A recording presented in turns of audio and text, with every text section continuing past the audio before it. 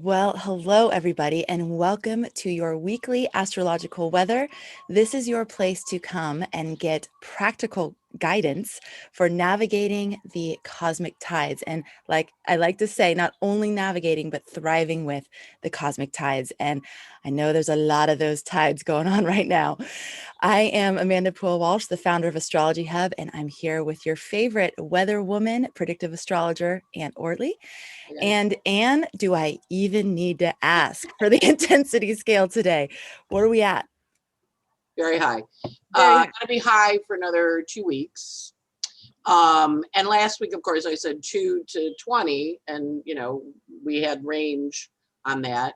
And certainly, people in Capitol Hill in the United States had a 20, and the rest of us watching had our various levels. But this next couple weeks, very intense.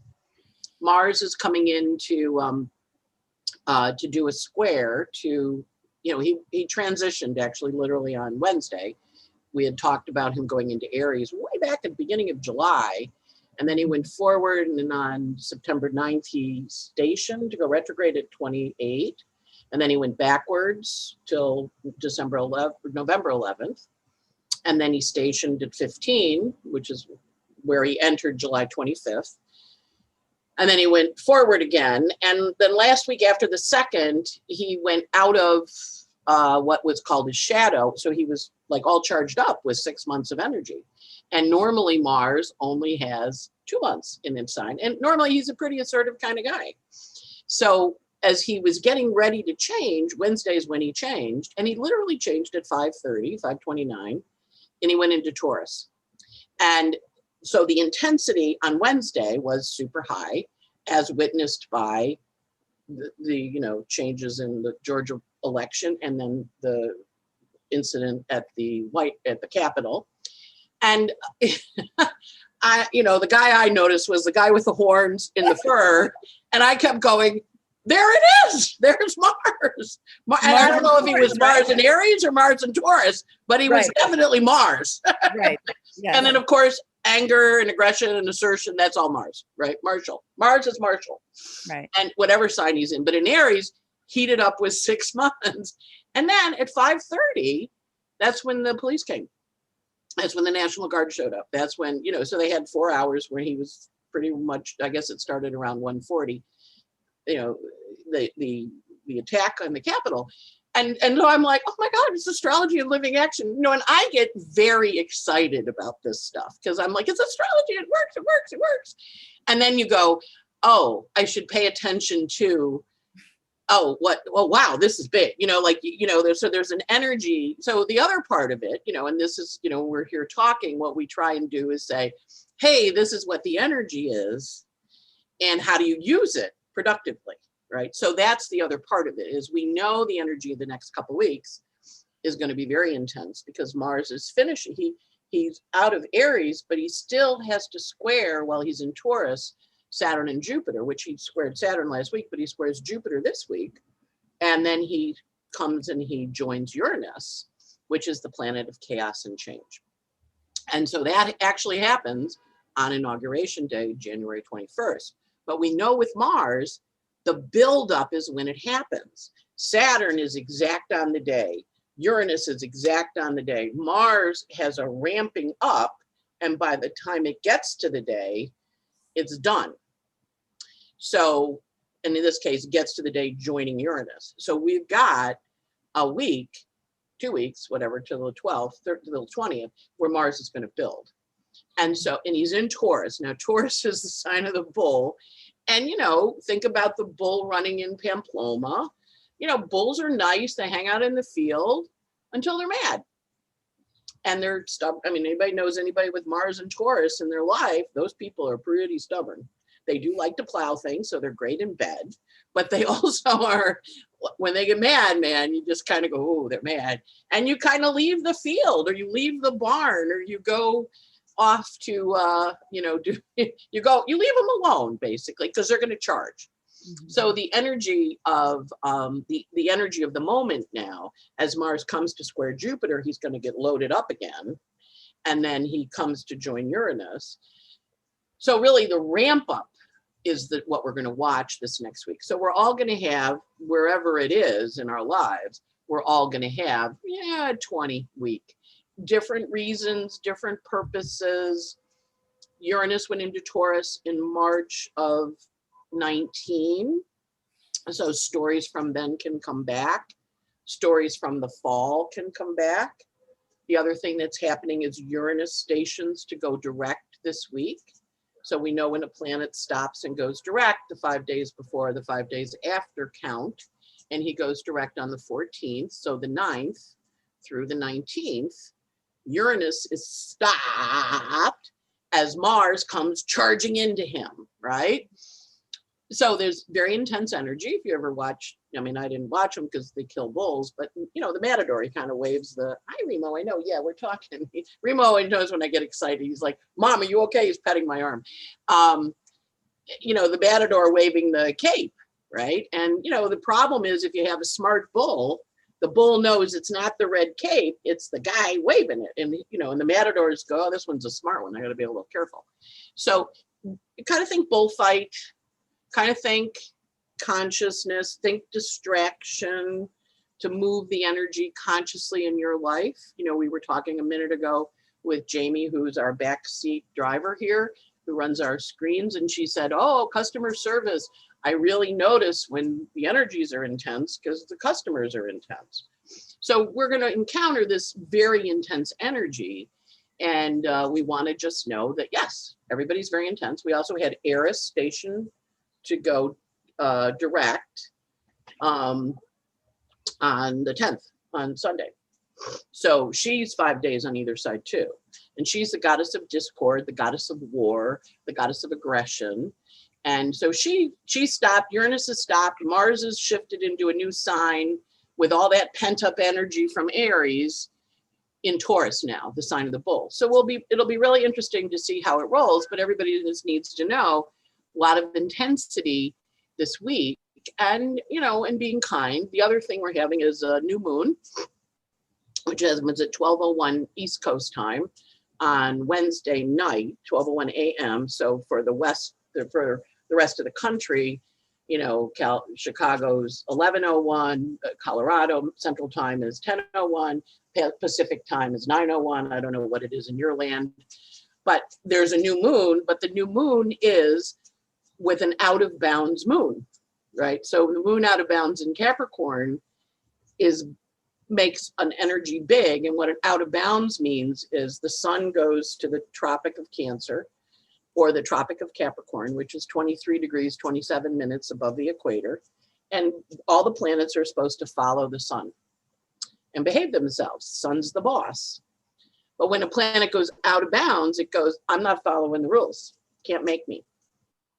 I mean, maybe I will, but I get to decide. So when it goes out of bounds in a sign in its detriment, joined to Pluto, it kind of goes, no. And so you got, and it's emotional because it's a moon, it's a new moon, but it also is going to be working on deeper levels because the moon is meeting at 23 Capricorn, which is where the COVID cluster, COVID Council of Capricorn, where that was all last year in Saturn and Pluto. So it's kind of like, the analogy we used a little while ago was the party broke up, right? Saturn and Jupiter have gone off into Aquarius, and the new moon happens right next to Pluto. And of course, this is the first new moon since that conjunction started. So it's technically the inauguration of the energy of that moon, because we're initiating cycle, but it's also saying emotionally go back and think about all the stuff you worked on this year.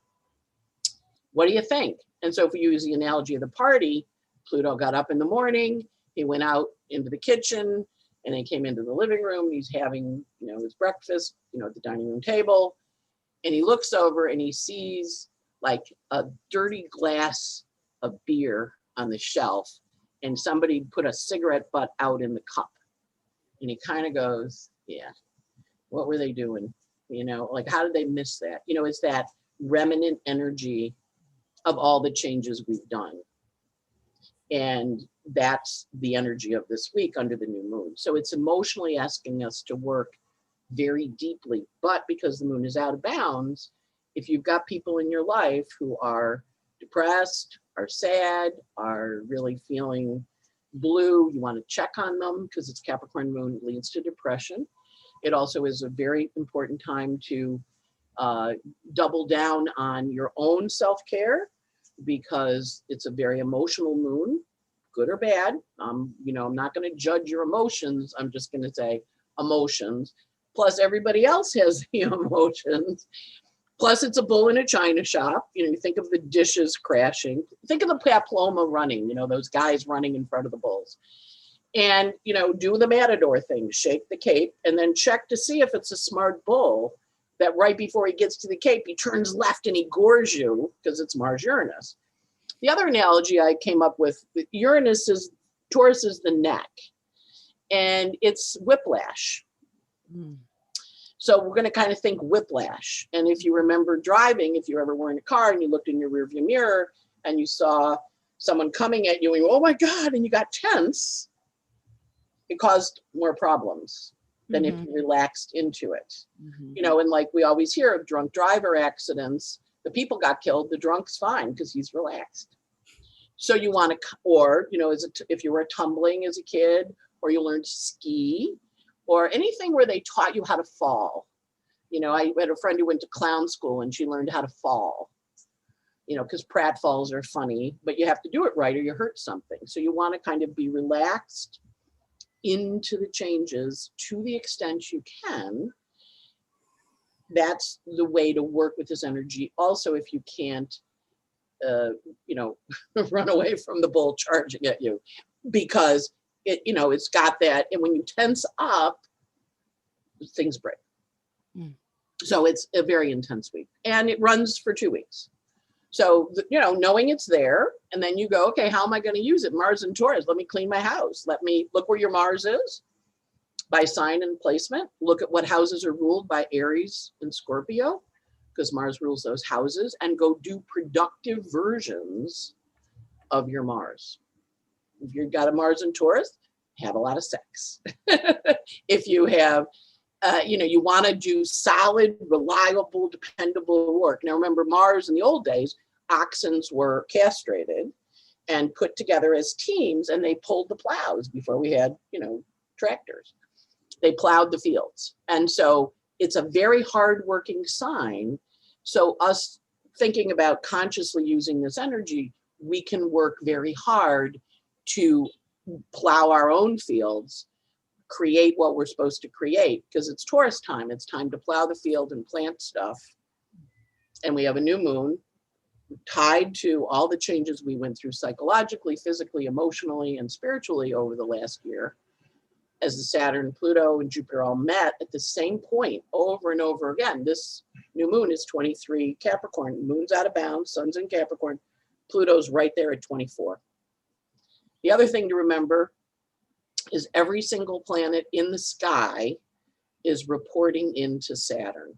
Still, huh? Going to be for a while. Yeah. I was thinking about how long it would be, because Saturn's in Capricorn, right? Or in Aquarius now. And the sun's in Capricorn and Aquarius, and any planets are in that, they're all going to report into him. Or if they're reporting to a planet, like in the case of Mars, he's in Taurus, but he's reporting into Venus, who's in Capricorn, and she reports into Saturn, and Saturn reports to himself. Neptune in Pisces reports into Jupiter. Jupiter's in Aquarius. He reports to Saturn. Saturn reports to himself. So every planet, what this is called is dispositor. This is how all the things under the earth can be described by astrology. Who's the ruler? Who's the ultimate decision maker? In this case, Saturn. And he's in Aquarius. So he's now saying to you two things: early degree, I'm giving you a whole new story. Secondly, consequences of actions, because that's always what Saturn's deal is. And three, what about the community? What about the children? Because Aquarius rules other people's children. What about the tribe, the collective, which we talked about a little while ago, the society, the group that you associate with, your clump of people. Mm. And so we watch Saturn and Aquarius say to all of the planets, what's your What are your hopes and dreams? Because he also is in Aquarius, the house of hopes and dreams. And what is your contribution to the world, to the greater good? Because Saturn in Capricorn is your personal achievements. Aquarius is what you did for others. They're right next to each other. You achieved this, and with this knowledge skill, you do this for others. So you're a Capricorn rising, and you're Capricorn strong. You do work. I'm Aquarius rising. Yeah, but you're working. You're answering to Saturn, right? And your Capricorn planets answer to it, right? And your answers to your Saturn and Leo, which says Amanda brings love to the group because she's Aquarius rising, works for the group, brings love. So Astrology Hub, Astrology Hug. How do we love our astrology and work with it positively? So we work with that energy on a global level, right? A community level. So very important, and everybody gets to pick how they use it, but there's consequences because every planet talks to Saturn. So be conscious of whatever those consequences are because they're going to be there. And that's the part to remember. Saturn's, he always keeps track. And sometimes sometimes he's keeping track and other times you don't know. But trust me, on this, with the whole sky reporting to him on a new moon, on the energy we've all been going through for the last year, yeah, he's paying attention. So it's, it's free will. We have free will. And bigger vision. Okay. I was a little long-winded there, Amanda, but it was so good though. I was hanging on every word, and I'm sure that everybody in the community is as well. Okay, of course I have questions. That's good. So you were talking about this buildup of energy. Is this because of Mars? Is the buildup of energy climaxing with that Uranus moment? It should actually happen before the Uranus moment. Okay, because so when is that date? Like, what is the climax of that buildup? 20th of January. Yeah, inauguration day. Of course. So so is inauguration day, because on the Cosmic Connection I said the 22nd, which is not right, and then you just said the 21st, and then everybody in the audience was saying the 20th. The 20th. The climax is on the 20th. Yeah. The 20th. Okay. All right. So the 20th is the climax. And when you were talking about the Matador, I was wondering if the Matador is like Uranus almost, like the bull charging. Uranus is the Matador. He's shaking the thing, and Mars is the bull. Yeah. So it's almost like Mars is charging toward change. Yes. Like Uranus being like spontaneous, instant change. Mars is like just charging right at that. Yes, totally. Okay. And when you watch that bull come charging at the Matador, and he kind of goes, the bull's charging, and you're like, oh my God. And then he kind of goes whoosh, and the bull goes by, and then he sticks him with shit. Right. The bull bleeds. And then the bull's really mad. But if the bull is a smart bull, he goes, it ain't the red cape. It's the little guy waving it. And he turns and he gets the little guy, So they always watch, is this a smart bull? Right. Because sometimes the bulls are smart. Right. Okay. I know Pluto's playing a really prominent role in the new moon and over the next couple weeks, right? So what would you say that Pluto is asking us to do now? And he always asks us to go deep, do change, look at the rot, look at the decay, look at what needs to be changed. That's one version of him. It also is psychological. Right. He got discovered in the 1930s when we developed the power to kill ourselves with nuclear weapons. He also was when they started doing psychology, and they said there's an inner world. There's a super conscious. There's a collective unconscious. There's consciousness. So he became part of that story. If you look at people with strong Pluto, of course, he wasn't discovered until then, but he's operating. So in the United States chart, he's in the second house. And we're having a Pluto return, which we've all talked about ad nauseum. We still have 2 more years for our Pluto returns. So Pluto says, second house, what's of value to you? We always think of it as money, but it's also what's of value to you. What's your talents? What's your skills? What do you pride yourself on? What do you think you're good at? And what Pluto always says to you is, you're not that good at it. When you have a Pluto transit, he always says to you, I know you thought you were good. You're not that good. Let me show you. And he takes you on a journey. And I always say to people when they're having Pluto transit, he comes in, you go, hi, Pluto. He goes, hi. You're walking along. And then you go, oh. And you get a little closer. And you go, oh. And then you get within 2 degrees, which is where we are now. And you go, oh. So while we look at this as an ending, it's really just a new beginning to the transformations we're going to go through. Mm-hmm. But they've been set up by this whole story. Yes. And so the goal is with Pluto, a lot of it is, you go to therapy, you're working on stuff. I mean, I remember, studying my chart at one point and think, yeah, he's my mother? And he was. Yeah, you mean I married my older brother? I did my mother, but, it's like, it lets you go in and see it on a different level, right? Yeah. And if you ever saw the play Hadestown, which I encourage people to go see, it's the story of Hades and Persephone and Orpheus and Eurydice.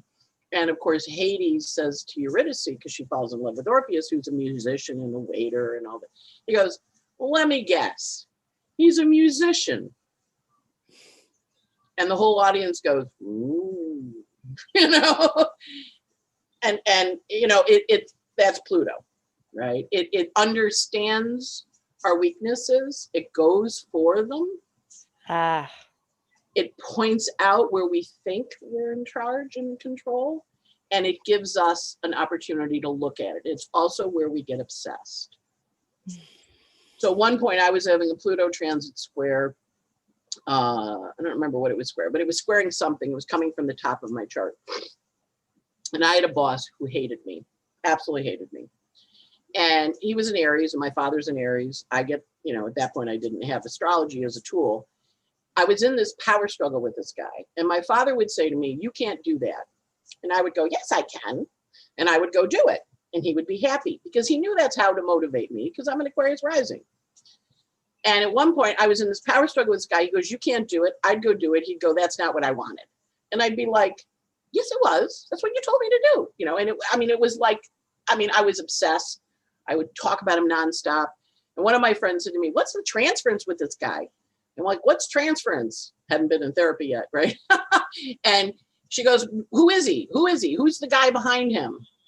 Who's he like? I said, like my father, except my father wants me to succeed.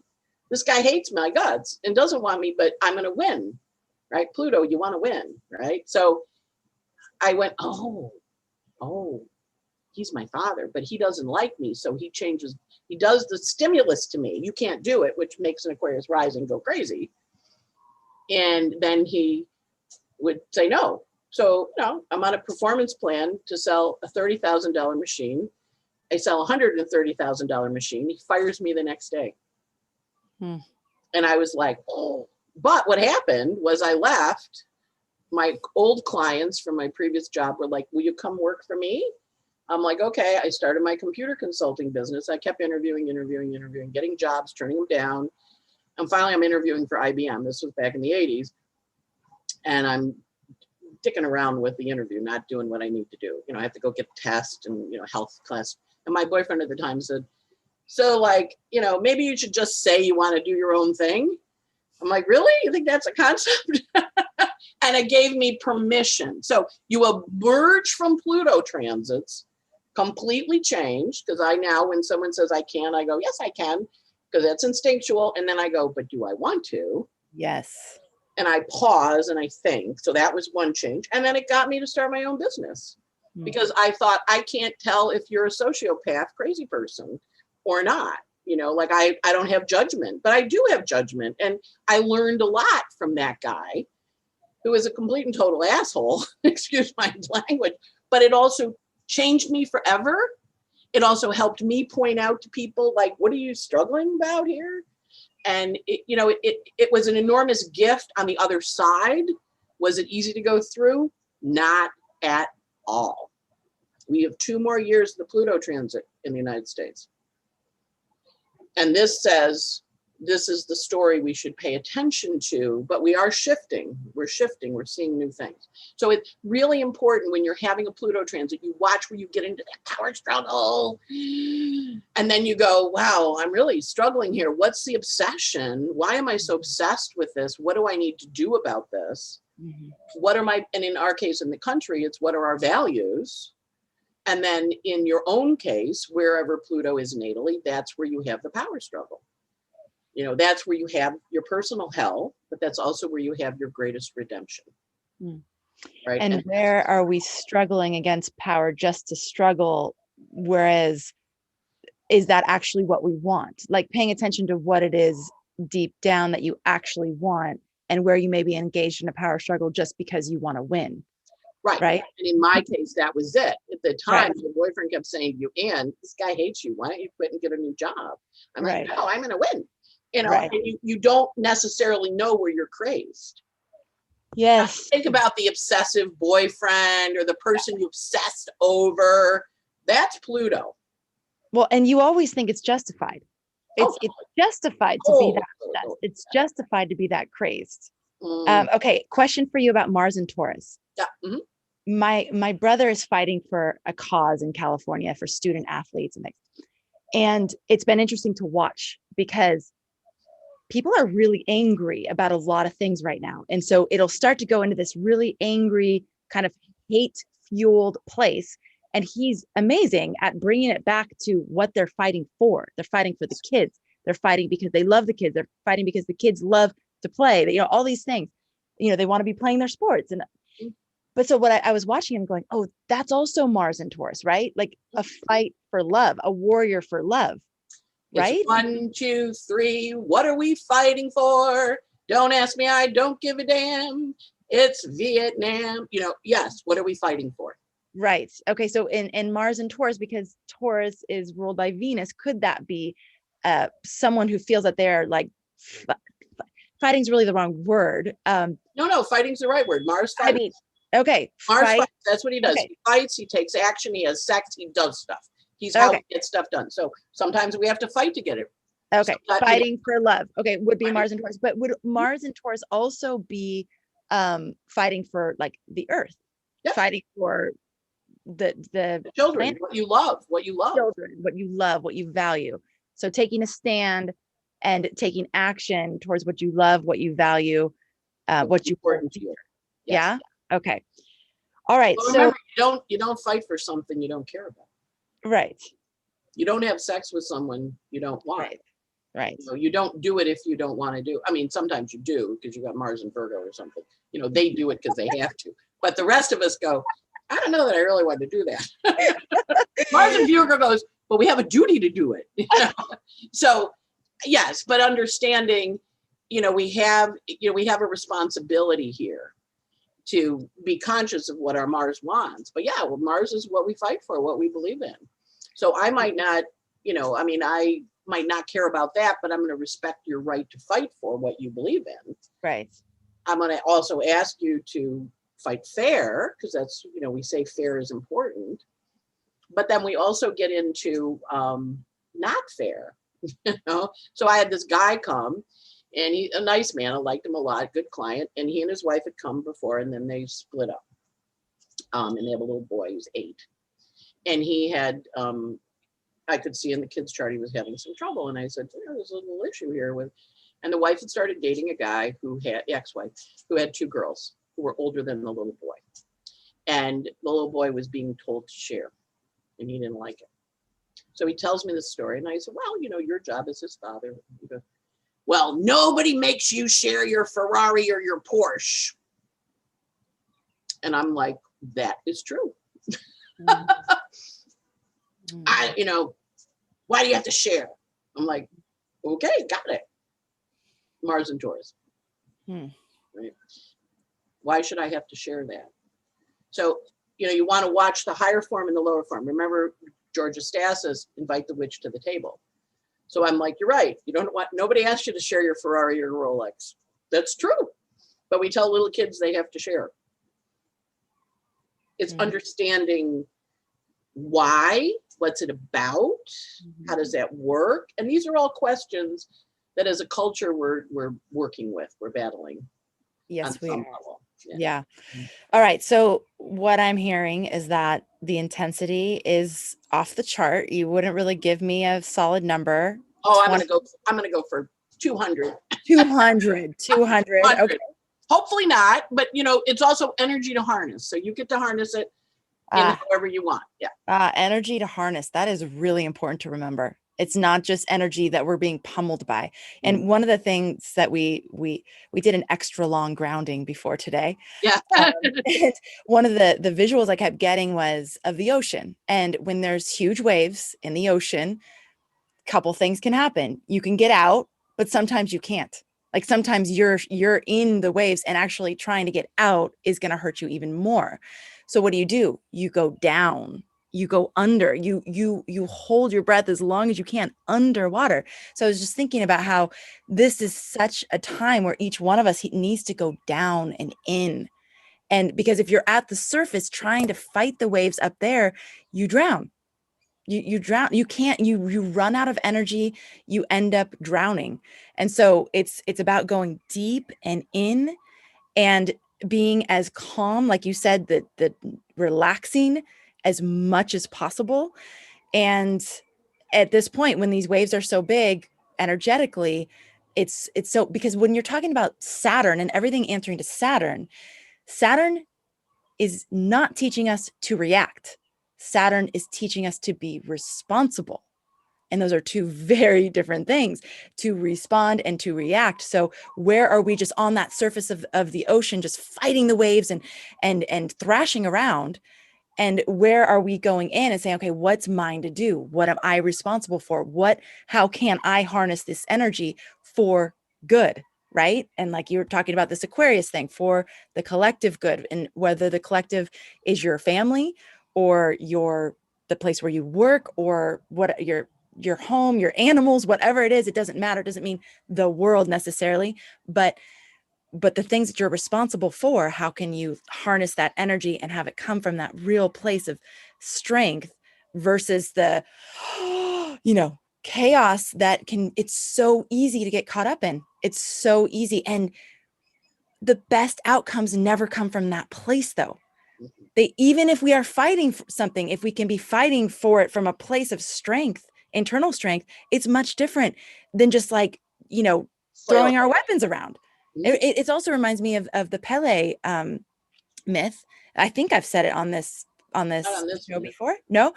Well, so Pele is the goddess of the volcano, the goddess of the Hawaiian goddess of the volcano. And she was born with this fiery red hair, and she had this fire stick, and she could go around and whenever she was angry or upset, she would use her fire stick and she would start fires everywhere. And she would destroy. I mean, she was just, and haphazardly, from a very emotional place.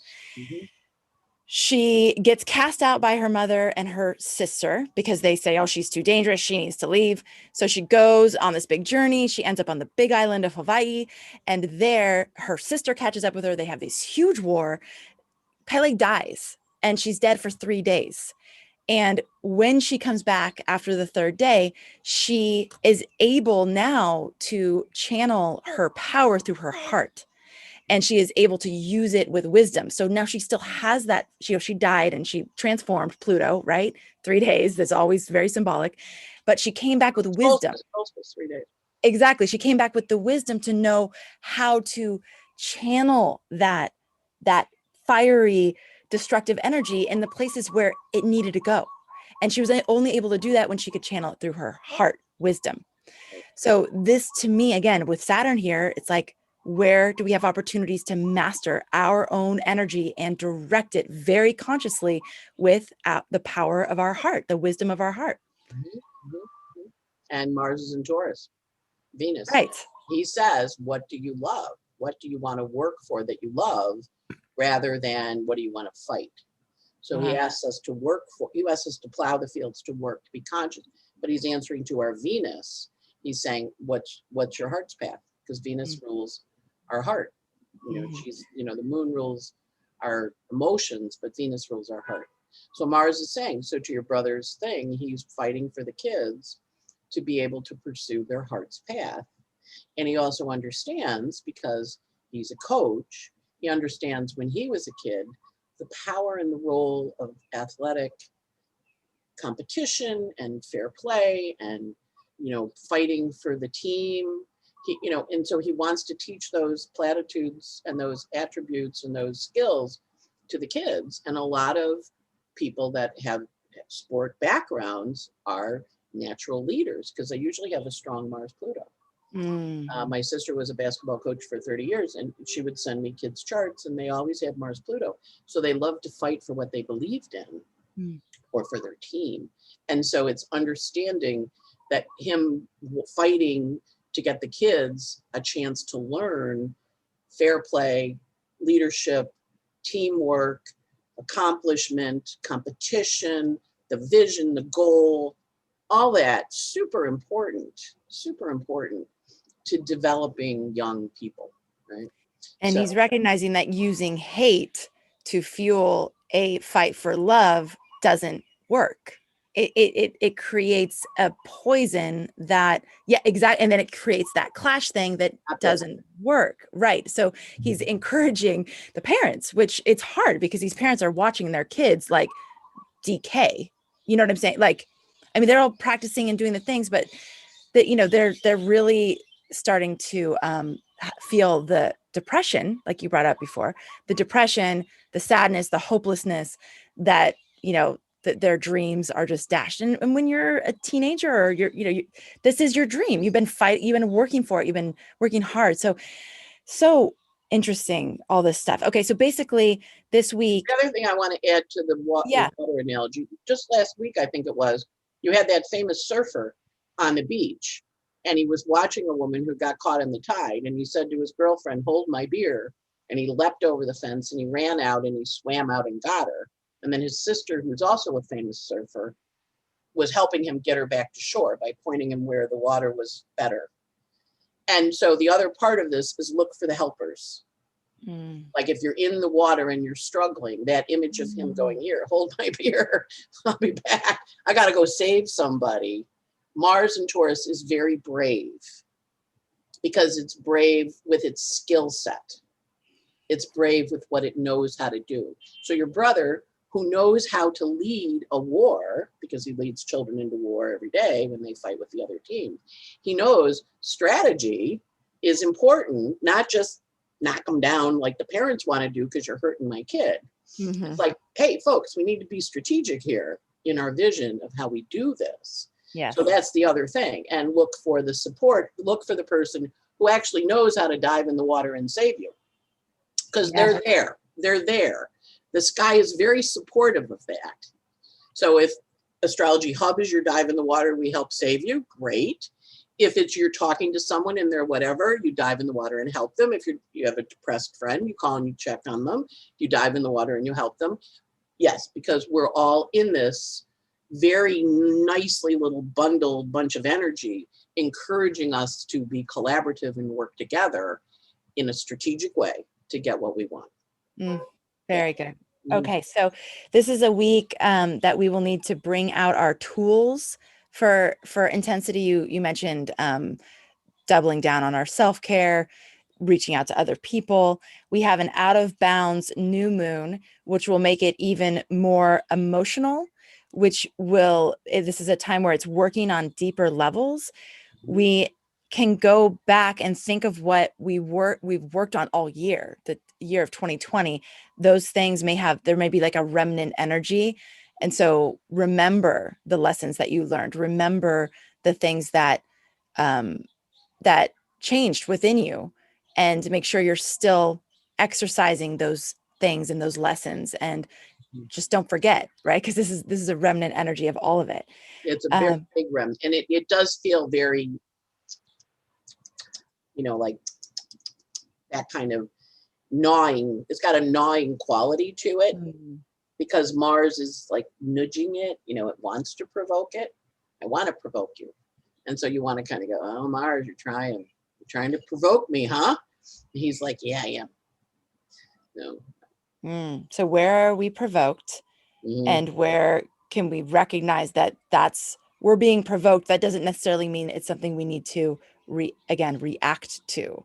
We need to step back and think about the strategy and how we actually can approach this with wisdom. Right.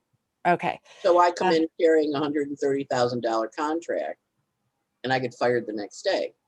I'm like, wow, man, this wasn't, that was the moment of clarity. Right. So it's understanding you may have a moment of clarity. You might be provoked, come in with your trophy, and then go, tricked ya, firing your ass anyway. That's so tricky. So is there a tricky element of what's happening here? Because you've been talking about, Uranus. And Mars is coming to square Mercury. Right? Mercury's in Aquarius. So Mars and Mercury are talking to each. Mars is squaring Jupiter, coming to meet Uranus, and Mercury's in Aquarius going, Mercury's the trickster. He's not always nice. Yeah. That's so deceitful. What happened to you? So I mean, but that's Pluto. Right, that's the energy. What we're having. It's like I set you up. Oh, it's Charlie Brown. Kicking the football and Lucy always pulling it away. You're going to see a pattern. You're going to see something that you look at and you go, God, they're doing it to me again. And it's like, yeah, why are you biting? Why are you biting? You're not going to win. I mean, you won, but you lost. So what's it about, man? It's that the buzzer, they travel and they shoot the ball and the buzzer gets called and they win the game, but they didn't call the traveling. And you're like, hey, do I protest not calling the traveling?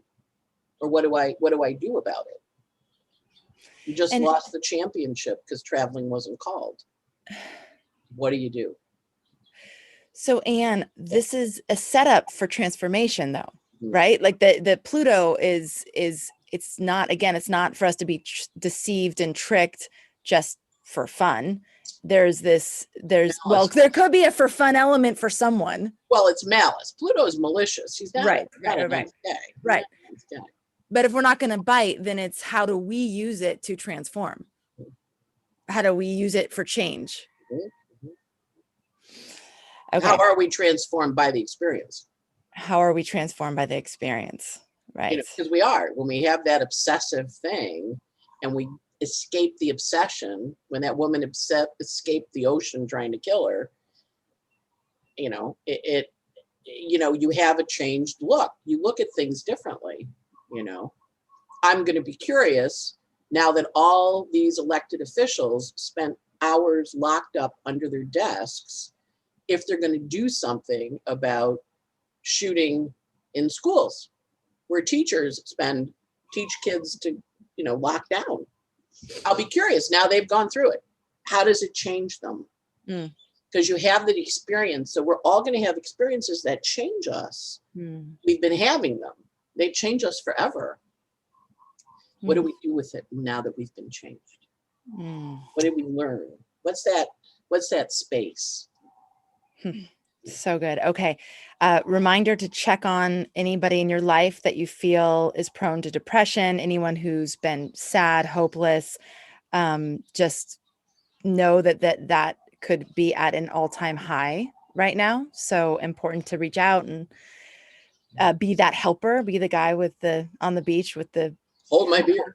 I gotta go. If you actually know what to do. Like I would not dive in the waves. Exactly. But I would cheer from the shore. Right. But he knew what to do, so he knew how to dive in and get her out, right? Well, in this community, on some level, knows what to do because you have the cosmic awareness of what's happening and you know what the invitation is and you know how to speak to people from a higher perspective of what's actually going on here. And you know that they might just need a hug right now. They just might need to be held. Okay. So look at where Mars is in your chart and look at your Scorpio and Taurus houses. Okay. That's where Mars wants to take action. So look at your Mars. Scorpio and Aries houses. Yeah. not Oh, Taurus. Scorpio and Aries. I'm sorry. Yes. Okay. Mhm. So look at your Mars. What is your, where's the way that you like to take action, that your Mars wants you to take action?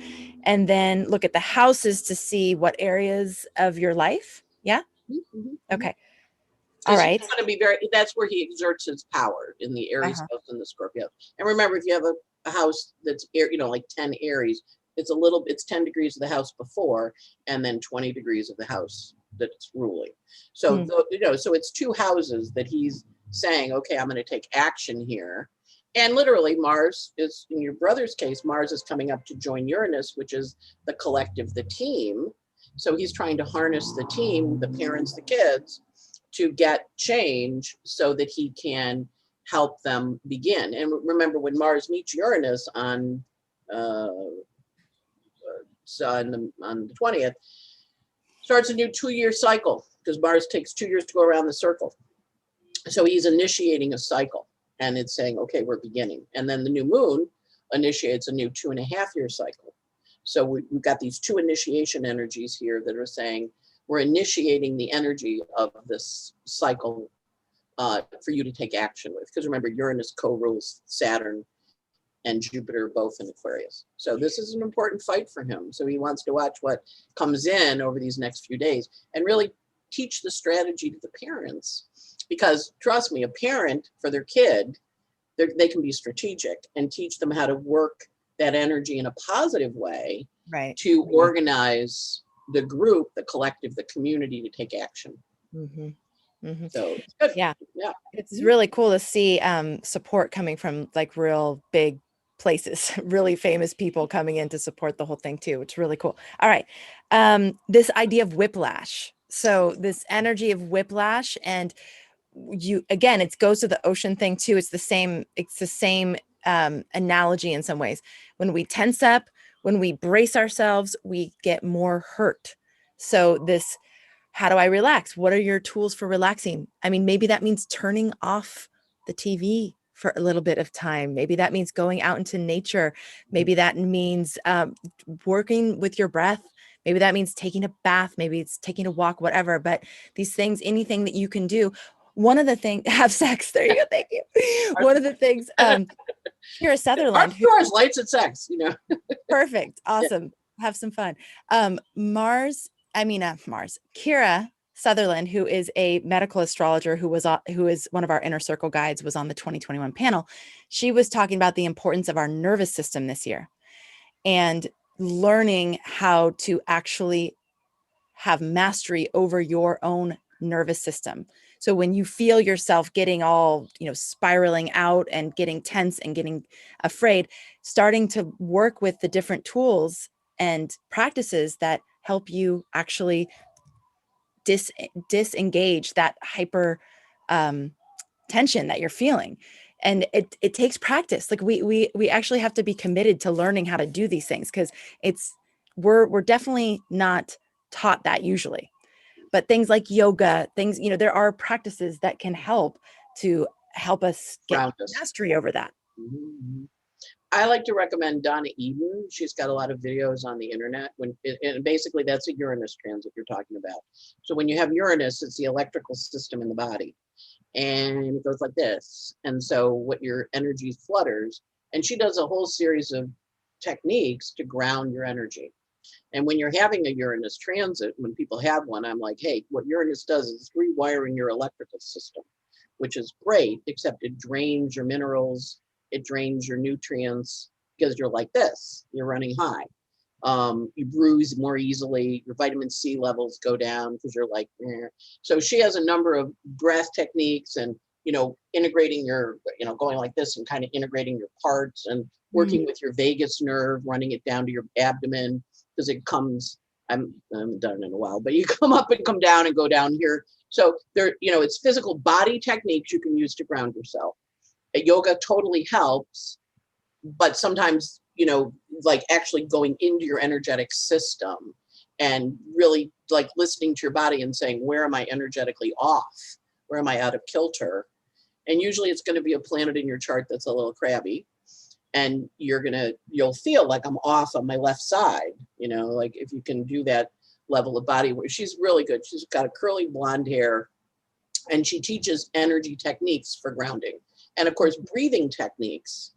Go do Botenko's breathing techniques. He teaches you how to breathe, because when we oxygenate, we calm down, right? And most people don't breathe right, which is why yoga is so helpful, because yoga teaches you how to breathe. So, just breathing, sometimes is a good, but totally Uranus is like this. And then you have to go, okay, let me calm it down. And I mean, like in my case, I'm very amped up. I'm having a Uranus transit. So I'm all excited. And then I go, okay, again, I gotta breathe. Donna Eden, and who was the other person? Botenko, Boytenko. He's a Russian guy. He does sleep apnea. He does breathing techniques. Okay, Boytenko. Boytenko. He teaches, or Boysenko, Boys. Is a Russian name. If you Google it, it'll go, do you mean this? And then he gives you breathing techniques. Okay. And, or just if you do breath work with your yoga practice, that whole nose thing where you do. Yes. It works, yeah. Right. Well, and I've found yoga is kind of like astrology. Not all yoga instructors and not all yoga classes are created equal. Yes. And so sometimes it's just about looking good in your jeans, but the real yoga that is actually it's a good thing too. It's a good thing. It's a good thing. That makes Mars want to have sex with you. I mean, it's good. And a lot of times that's what gets people into it. And then they go, oh, wow, this is much deeper. Just like astrology, a lot of people get into it because they want to figure out what's going on with their relationship or whatever. And they're like, oh, wow, there's a lot more to this. So, okay. Always more to everything. You remember, it's like a giant, when you delve in, there's more there. Yeah. Always more to everything. All right. So this idea of whiplash, relaxing, learning how to fall, all this has to do with having mastery over our own, tensing up and reacting. Look, okay, we already talked about that. Oh, this is a time to work hard to plow your own field. So what does that mean? Plow your own field. Literally, I just cleared 2 spaces for 2 more garden beds yesterday. Yay. Plowing our own fields. Amanda's taking the Mars and Taurus literally. I like that. Plowing her fields. Okay. Okay. This is a time that everything's reporting to Saturn and Aquarius. So Saturn is the ultimate decision-making here. This is a whole new story that we're embarking upon. There are consequences to our actions. So again, being mindful about our actions, that could be good. The consequences could be good. It doesn't always mean that they're bad. But good. Yeah. No, consequences are, like you plowed the field. So then I'm going to say to Amanda, when are you going to plant it? No, I'm not going to plant it until next fall. I'm like, all right. You're not going to have any vegetables. You say, I'm going to plant it next week. You go, okay, you're going to have vegetables in 6 weeks. You're like, yeah. We plow the field, we plant the seeds, and then we result in things. Remember, Saturn always keeps track of what we accomplish through the work we do. Yes. Good, bad, or indifferent. He's not judging. He's saying, you picked your Saturn, you picked your work in this lifetime, so do your work. Mm-hmm. There's consequences to our actions. Be thinking about, what about the community? What about the children? So putting actions. Aquarius is the sign of children, other people. Aquarius is the sign of other people's children. I've never heard that before. The 11th house is the house of groups. And so the 11th house is coaches and teachers. And oftentimes coaches and teachers have planets in the 11th house because they work with groups. And the 11th, the 5th house is children. The 11th house opposite it is the house of other people's children. So we're working on what the children say, the children think. And how do we talk to the children about what's going on in the world? Important, right? And how do we help the children? So the parents are really going, hey, it's not just about me, it's about my children. And we all are saying, hey, what are the kids learning? What's happening? What are the little eyes and ears? And those little people pay attention, man. Maybe not miss a trick. They're not missing anything, and they're interpreting it. They're making conclusions about it. It's really fascinating to ask them. It's really fast. And of course, if they feel safe to respond honestly, but yes. Okay. So what is your contribution to the world? So what about the community? What about how can you use your unique skills, your unique gifts to contribute? Pluto is about going deeper. So this is a heavy Pluto moment. So going deeper, what's on the surface? I see what's on the surface, but what's actually underneath that. And being willing to look at the rot, being willing to look at the dark places, because that is the first step towards actually transforming it. If we won't look at it, if we won't acknowledge it, it's not going to change. So where is that happening in your life? And where is that happening in the world? Where is that happening around you? And where can, instead of going, oh God, I don't want to see, it's so dark, it's so ugly. It's like, okay, well, what if I just look at it? And what if I bring my awareness to it? And what if I start to use my energy to contribute to a transformation of that thing? And to model Pele and say, rather than destructive anger, how do I channel it through my heart? Mars is in Taurus answering to Venus, right? And say, let me channel it through the heart. And Amanda, Saturn's in Aquarius. So you're now offering, or going to be offering, astrology for children. Yes. There you That go. is it. Yeah, that is Well, definitely. That's why, because you're like, I've been doing it for the Capricorn, I've been doing it for the grown-ups. Now let me do it for the children. So you see how it's bringing that in. Yeah, it's like you have to help the kids. Right. And trusting that impulse in you, that you're also being guided to the next place that your contribution is needed.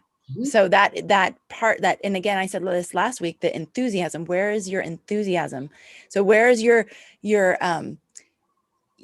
there's anger filled, hate filled, well, anger isn't always bad, but hate. So hate filled action. And then that's very distinct and different from something that you feel enthusiasm about. Enthusiasm feels different than obsession and hatred. It feels different. So being able to differentiate between that within yourself and follow that enthusiasm, which many of the astrologers have been saying for 2021, follow that. Go deeper on the things that you're feeling passionately inspired to learn. Go and do those things now. This is the time to actually be learning, follow those passions, and be open to where that's going to lead you. Right. Okay. The Pluto is also inviting us to really evaluate what is of value to us. So what do you really value? What qualities, what is the most important? What is the most important to you? And then look at the places that are blocking you from that. So that's the darkness, the part that is telling you, oh, but you're not good at that. Oh, you're not good enough at that. Oh, you'll never be successful at that. That Pluto walking beside you, being like, you think you are, but you're not. And so what's that showing about you and where you can fortify yourself even more? Or you can go, all right, what are you going to teach me? Right. Yes. Fine. I'm not as good as I thought. Stuff. Show me how I can get better. Yeah. Show me how I can get better at it. Yeah. That's also working with Saturn. Yes. Well, that's remember, Saturn and Pluto said to you, we're going to work with you in a new way for the next 38 years. We're going to work with you to build new structures that actually support you in a different way than what you've built so far has. We're changing the structures. You ready? And we all go, change is good. I love change. Do you want to change? No, I don't want to change. They need to change. No, everybody's changing. Yeah.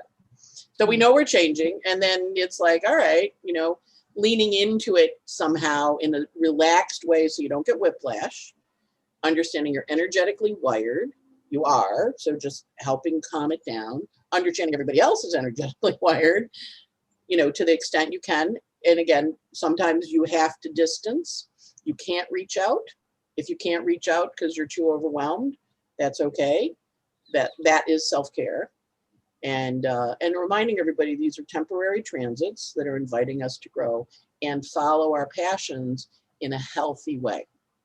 Because Pluto is all or nothing, So back when my aunt was a nun for a while, and then she married Uncle Lou. And I was studying her chart with my astrology teacher, and she had Pluto in the 5th. And he said to me, your uncle's a happy man. And I went, what? And he goes, your aunt has Pluto in the 5th.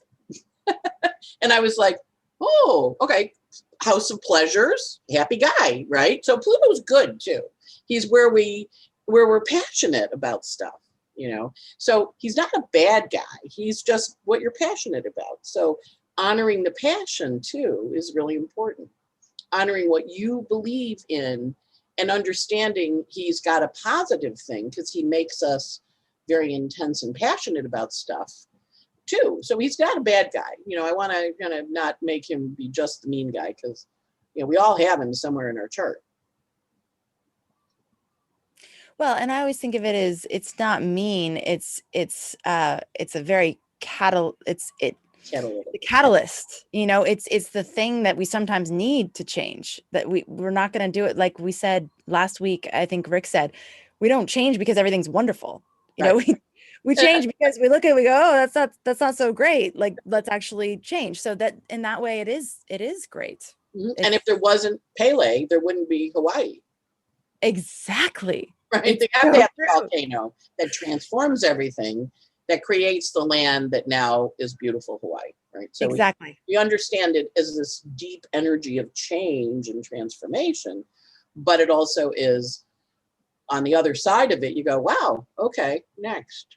What's next? Well, the change in the transformation creates new land. It creates new place for us to explore and discover. So that's exactly what Pele does. The volcano creates the land that we live on, and it destroyed everything in its path to do that. So, yeah. So you don't want everything in your path destroyed. So we don't want to leave them on a hard note, but you understand you're undergoing these changes because it's saying we have this new chapter beginning. We have to do this next step. Yes. And I always think it's only destroying the things that are ready to go. Destroying the things that are ready to go. And the things that are true and lasting will remain. So, all right. Also this strategy and helpers. So be strategic about the action that you're taking, and also call in help, and whether or not that's physical human help or spiritual help, wherever you go to get the support that you need. This is a good time to reach out if you feel like you need that. Yeah. All right. So here we go, you guys. 1 week ahead, folks. The next 2 weeks. So next 2 weeks. One more question. Rick had said that this is almost like a little microcosm of, and the stage is being set for the rest of 2021 right now. Like the events of January, everything that's happening in January is setting the stage for the rest of the year. Would you agree with that? I would totally agree with that. Yeah. Yeah. Okay. Because Mars is coming to square Jupiter, and then Saturn and Mars is coming to hit Jupiter, and then square Uranus, join Uranus, and then we're going to have Saturn square Uranus 3 times. Right. So we have the setup now. This is the setup. Yeah. It's actually the setup for the next 2 years, but this year particularly. Yeah. Okay. All right. So being mindful. How are we responding to it all? Mm-hmm. Yeah. All right. Yeah. And that's all we can do. Look at the energy. How do I want to work with that? Exactly. What else can we do? It really is truly the only thing that we can do is, okay. That's it. And thank you so much for being here, for doing the weekly weather with us every week. It's such a gift for all of us. If you're interested in getting more insights into 2021 and the different things that we're going to be working with, like I mentioned, Kira Sutherland talking about the nervous system, we do have the free 2021 guidebook available for you. So you go to astrologyhub.com. At the top, you can enter in your name and your email address. We'll send that to you. And it has lots of great, like tangible tips, practical tips for working with the energies of 2021. So highly recommend you check that out. Remember, everybody, deep breaths. Yep. And this week we have the new moon in Capricorn, so do your new moon ritual.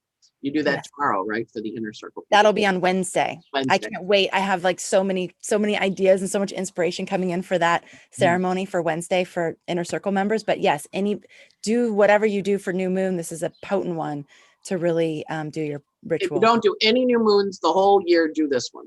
Wow. This is a big one. This is a big one. Wow. Awesome. You're harnessing deep energy with this, deep creative energy. And it really can be simple. Light a candle. Like sit in silence for 20 minutes. Yeah. It doesn't have to be a big, huge thing. Just, make it your own. And it can be very simple. It can be a prayer, but just say, okay, I'm going to focus. I've been thinking about this year that I had. I'm thinking about what I want to do with what I learned. And now I'm going to go forward and I'm going to do this. That's really all you need to do. The rest of it is wrapping. Yeah. Yeah. Okay. And thank you. And thanks to all of you for being here. Thank you for being a part of our community. And thank you, as always, for making astrology a part of your life. We'll catch you on the next episode.